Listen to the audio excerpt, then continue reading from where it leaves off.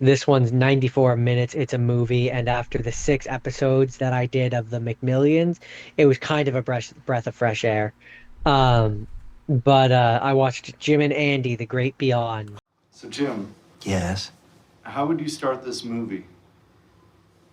Good evening, ladies and gentlemen. My name is Jim Carrey, and how are you this evening? Alrighty then. Finding out you have something special and it gets a reaction.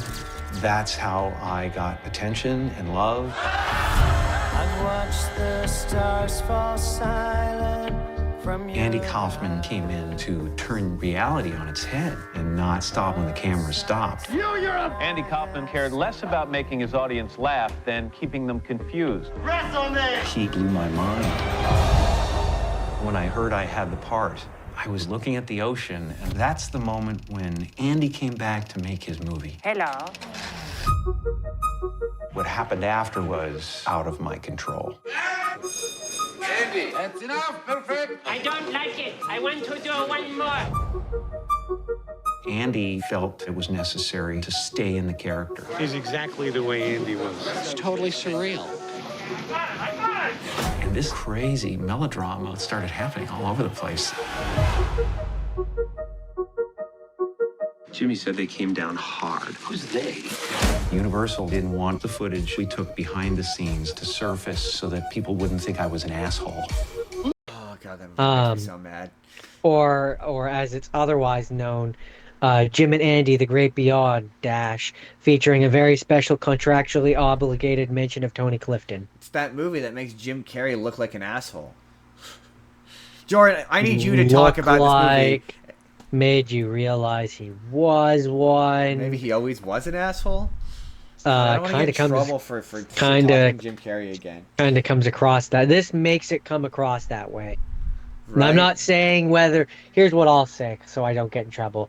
I'm not saying whether or not he is. I'm saying this makes it look like he is. This makes him look like it, because it's not the thing. The thing is, you see, we talked more about Man in the Moon. We didn't really get into this documentary itself. I don't think, but. Yeah, this documentary made me lose respect for Jim Carrey. It's been a long time since I watched Man in the Moon, so I kind of watching this. I was pretty far removed from the movie itself, right? And so maybe that gives me a different perspective. I don't know, but like the thing that makes this documentary egregious, not egregious. So to start, before we get into the meat of it, this documentary, for those who don't know, is about the behind-the-scenes making of the movie Man on the Moon, with context provided by. Sorry, Jordan, we have to do this. Jordan, together now, air quotes now. Context from Jim Carrey in the. Oh, it's important to mention for all of these documentaries, they do kind of exist in the time they came out. So this came out in 2015. I think, or 2016, 2017. 2017, yeah. So, 27, Jim Carrey was a dick. He's better now. He was way worse back then. Yeah, he was sort of peak asshole at that point. So the documentary itself is good. This is a good movie. Like, I don't want to make that unclear. This is a good movie. The movie itself, you mean? Yeah. Yeah, we would agree on that. Like, the actual documentary itself, it's well presented. It's never boring. Yeah. It's interesting to watch. It just makes Jim Carrey look like an ass. Yeah. Sorry, real quick. Jake says, have you guys seen Mating Habits of the Earthbound Human mockumentary before they were super popular? Yes.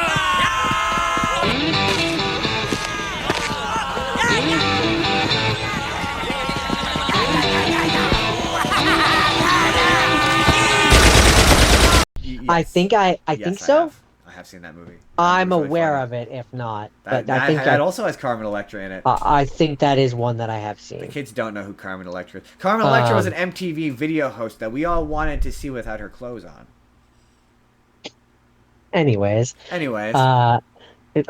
So my thing with this documentary is what makes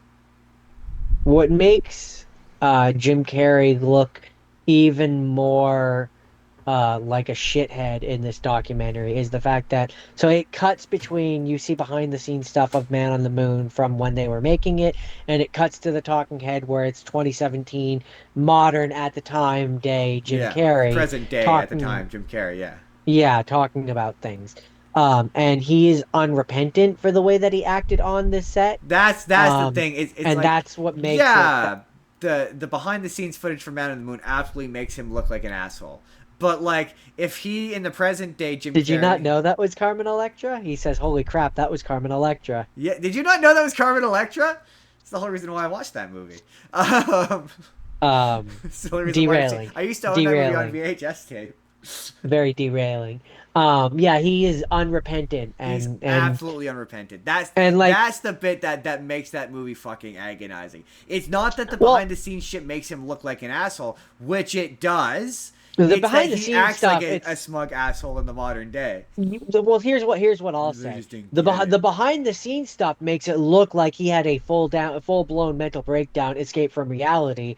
The talking head stuff makes it apparent that he didn't, and he that makes him more of an See, asshole. I think I don't disagree that yes, a lot of it does make him look like he's having like there's so many moments where he looks like he's having a mental break, like there's the one where he's like, I don't even smoke, I'm smoking now, I don't smoke, this isn't me, like but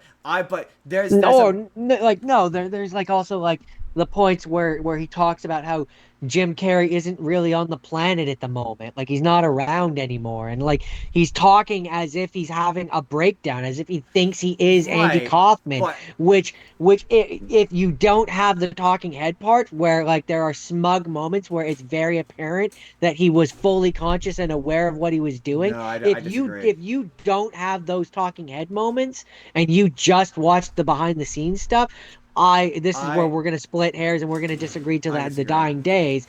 I I disagree. think it makes him look like he is There's fully removed from reality. I'm not saying it doesn't make him look like he's fully removed from reality. No, that I'm not. It does. It does make him look like he's fully removed from reality. But what I'm saying is, there are hidden moments in there that I think have been cut out for this documentary to make him look like he.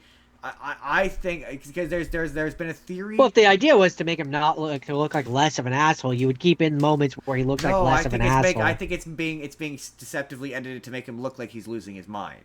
Because there are moments in there where he's talking to, and when I was reading about this movie, there was a theory that it was a work between him and Bob Zamuda, the guy who Andy Kaufman's writing partner, because there's several scenes in it. There's one scene in particular where he walks in and he's dressed like Andy Kaufman, and he's talking to, he's like, oh, they're saying they're gonna shut it down, and he's clearly Jim Carrey, like he's not Andy Kaufman, he's Jim Carrey. So I think there's probably more footage of him and Bob Zamuda that they cut, or that's been buried of them.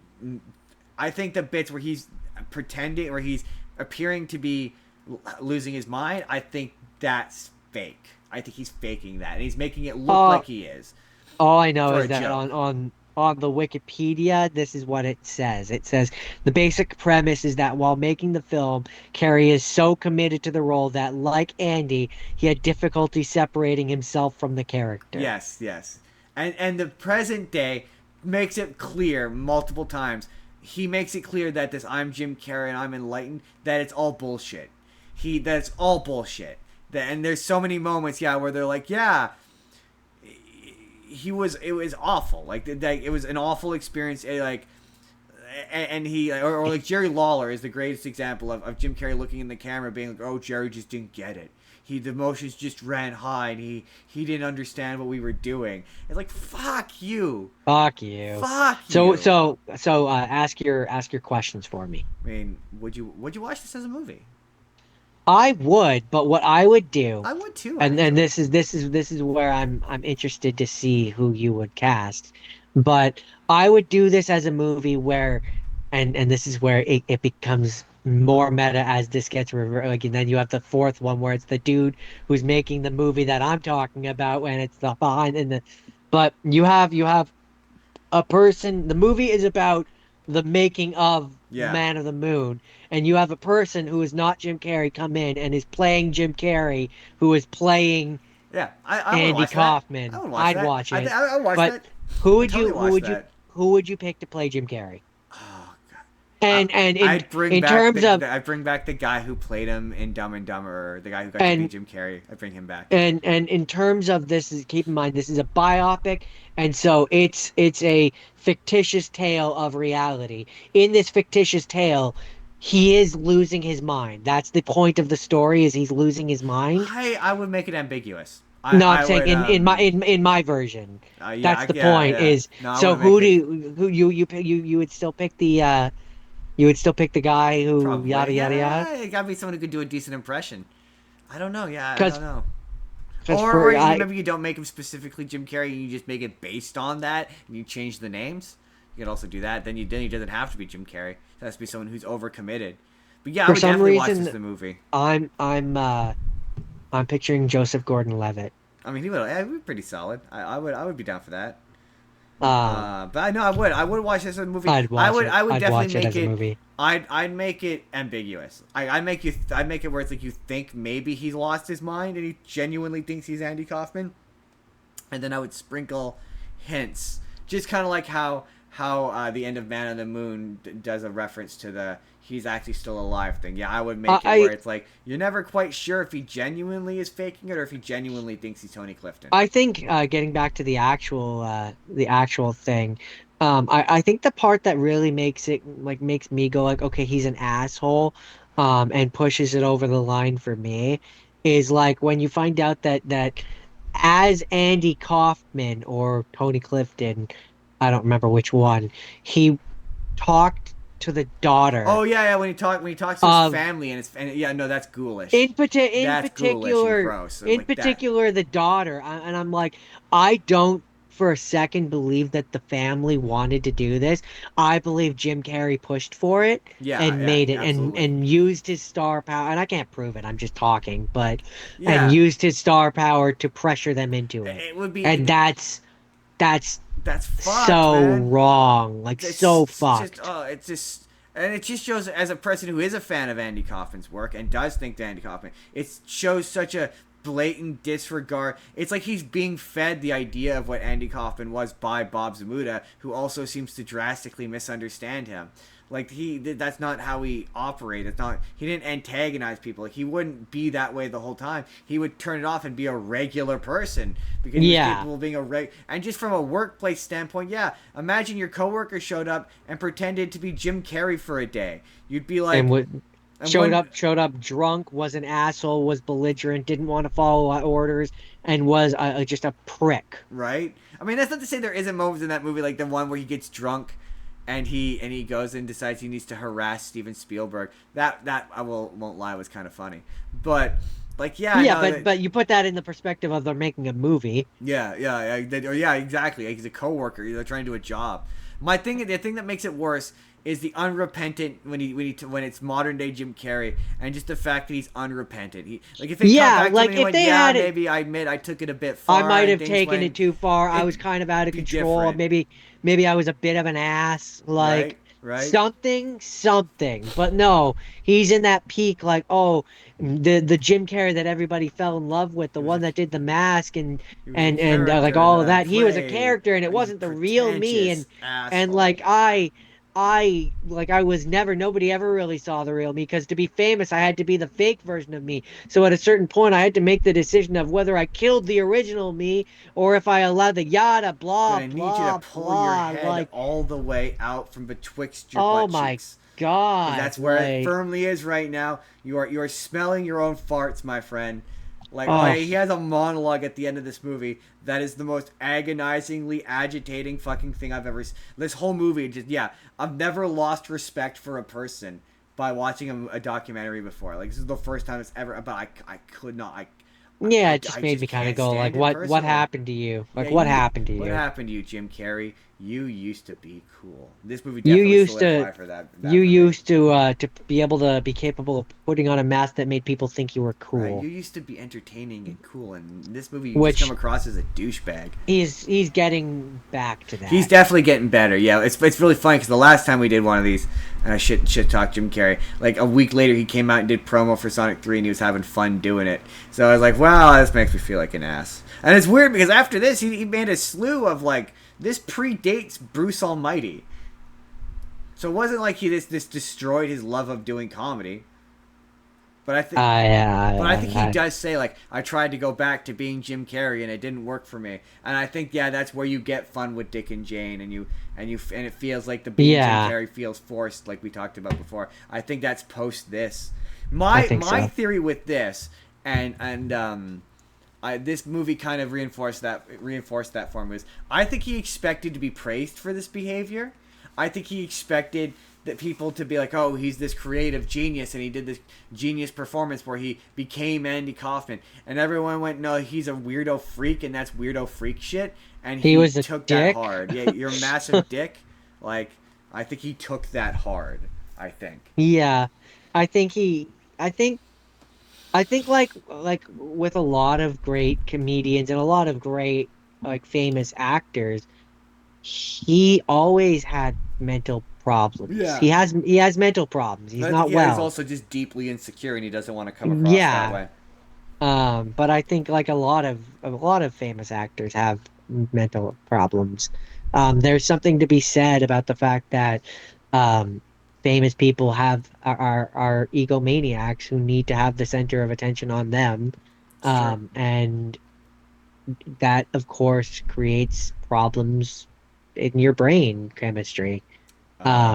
Especially when you, as we previously discussed, when you get famous and you can have anything you want at any point. It's true. Fucks with them dopamine receptors. Your dopamine receptors get fucked up. Jordan, is that it? Yeah, they were right not to want to release this footage. It did make him look like an asshole. Look like an asshole. Hey there, everybody. It's Endcard Justin here. Let me know your thoughts down in the comments. Have you seen Jim and Andy: The Great Beyond? Does it make Jim Carrey look like an asshole? Let me know your thoughts down in the comments down below. But in the meantime, if you'd like to see our full documentary, Can We Make Documentaries Fun and Engaging special, you click the box on the left. But if you wanted to see a random YouTube video that YouTube thinks you're going to enjoy, you can click the box on the right. Hit subscribe if you haven't already. We put new videos out 7 days a week, or you can just leave us a like. That helps us out too. We will see you all in the next video.